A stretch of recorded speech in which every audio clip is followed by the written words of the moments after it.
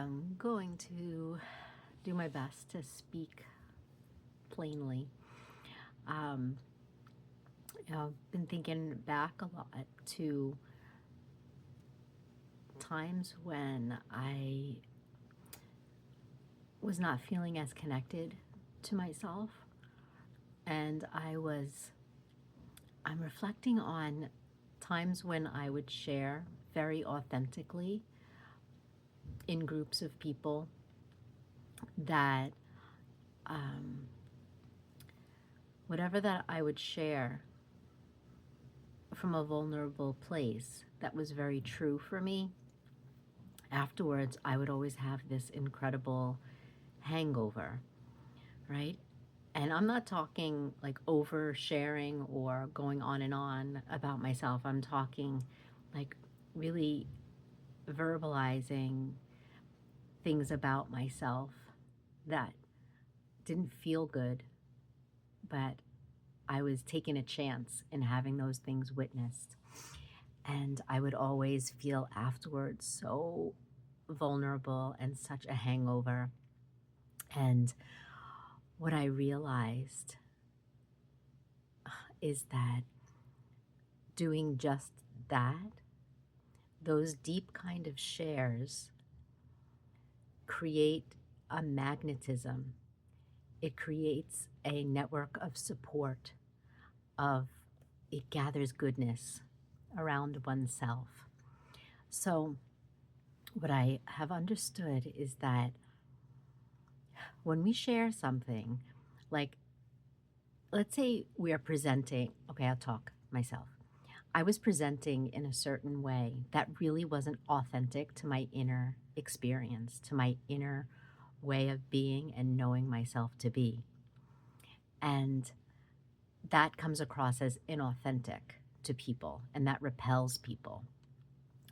The moment that I started really pointing to the things that I felt were out of integrity or out of alignment or things I didn't feel good about, people know that.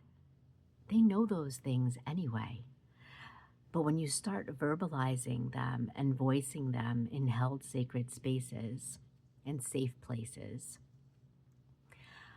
what starts happening is that reflection of the authenticity of what you're saying actually draws people closer. I would walk away from it saying, like, oh my God, I can't believe they know that about me. And what am I going to do? And holy shit. And what's going on? And, it's just the opposite that takes place when we are able to, courageously and vulnerably take that chance and reveal these things. Now, yes, the right container, a safe container, the right kind of company, all those things get taken into consideration.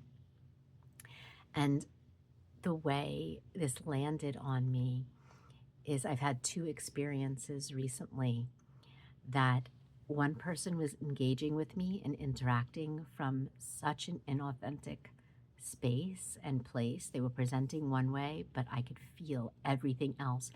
And it made me feel very disordered inside of myself. It made me also not trust that person, right? Because they weren't being real. Then I had someone else, and they were acting actually very happy, but they were holding deep, deep despair and sadness. The other experience I had was someone who was talking about the challenges that they have and some hard stuff, and they were being vulnerable and revealing, and then it's trustworthy.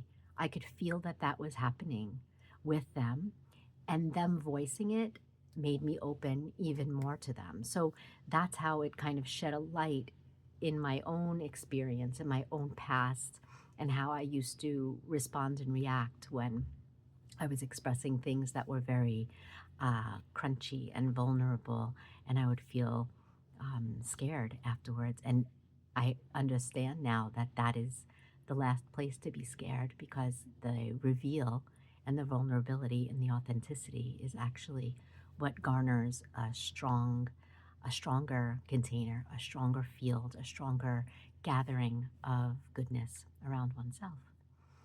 And transmission complete.